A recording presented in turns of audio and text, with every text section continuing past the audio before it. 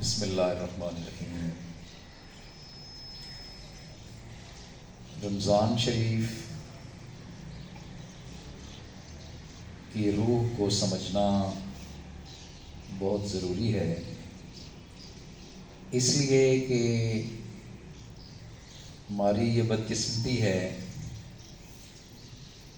کہ ہم لوگ اپنی جو عبادات ہیں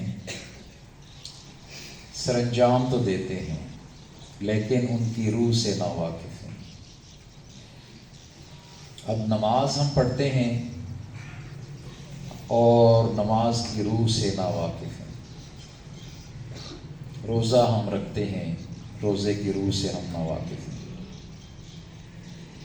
زکوٰۃ ہم دیتے ہیں اور زکوٰۃ کی روح سے ہم ناواقف ہیں، حج بھی کرتے ہیں، پیسے لگاتے ہیں، دور دور سے جاتے ہیں، ساری زندگی کا سرمایہ اکٹھا کر کے ہم حج کرتے ہیں، لیکن حج کی روح سے ہم ناواقف ہیں۔ آپ بچوں نے میری اس بات کو غور سے سننا ہے اور یاد رکھنا ہے، یہ ہماری بہت بڑی بدقسمتی ہے امت مسلمہ کی۔ بہت کم لوگ ہیں کہ جو عبادات کی روح سے واقف ہیں۔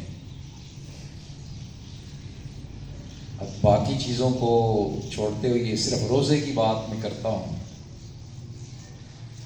کہ روزے کی روح نہیں ہے، اس کی روح سے اگر آپ واقف نہیں ہیں تو پھر گویا آپ کا روزہ اس جسم کی مانند ہے کہ جس میں سے روح نکل جائے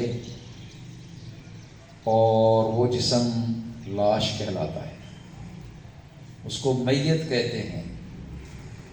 ایسا جسم کہ جس میں سے روح نکل جائے اس کو کیا کہتے ہیں؟ میت کہتے ہیں۔ نام لوگ چھوڑ دیتے ہیں لینا۔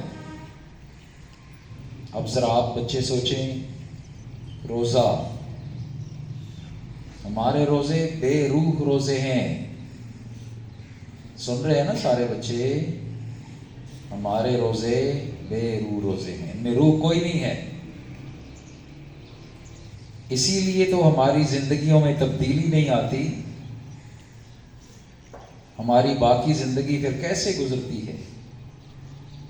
اس روزے کا، ایک مہینے کے روزے رکھنے کا نتیجہ صفر ہوتا ہے، وہ اسی لیے کہ روزے کی روح سے ہم ناواقف ہیں۔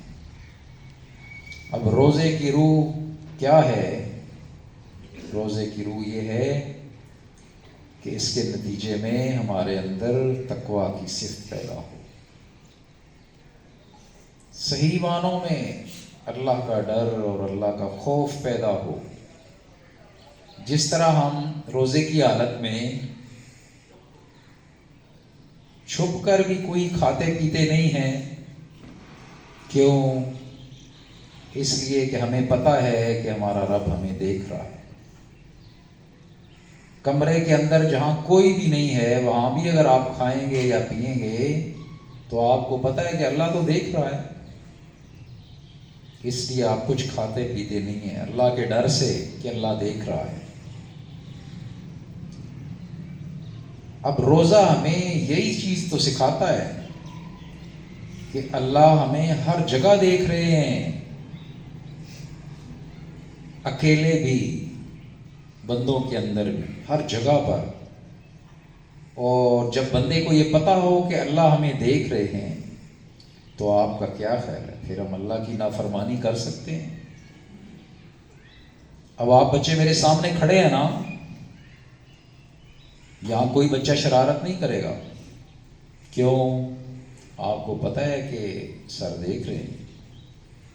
کوئی بچہ شرارت کرے گا تو اس کو سرزنش ہوگی۔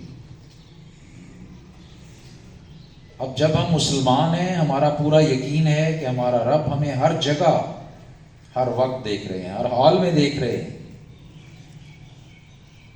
تو روزہ ہمیں یہ چیز سکھاتا ہے۔ روزہ پورا مہینہ جب ہم یہ پریکٹس کرتے ہیں تو اس کے بعد پھر ہمارے ذہنوں میں یہ بات پکی ہو جانی چاہیے کہ کسی حال میں بھی اللہ کی نافرمانی نہیں کرنی، کیونکہ اللہ ہر وقت ہر جگہ ہمیں دیکھتے ہیں۔ یہ روزے کی روح ہے۔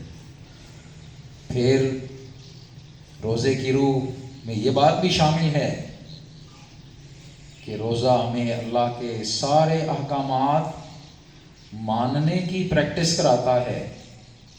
کب کھانا پینا چھوڑنا ہے، کب کھانا پینا شروع کرنا ہے، قیام اللیل کرنا ہے، رات کو تراویح پڑھنی ہے، جو اگرچہ ہے تو نفل ہے۔ آپ صلی اللہ علیہ وآلہ وسلم نے پڑھی بھی ہے، نہیں بھی پڑھی ہے، لیکن اس کا اتنا درجہ ہے کہ بعد میں صحابہ کرام اور بزرگان دین نے کہا کہ اس کو باقاعدگی سے پڑھنا چاہیے۔ تو یہ ساری چیزیں ہم کس لیے کرتے ہیں؟ اس لیے کہ اللہ کا حکم ہے۔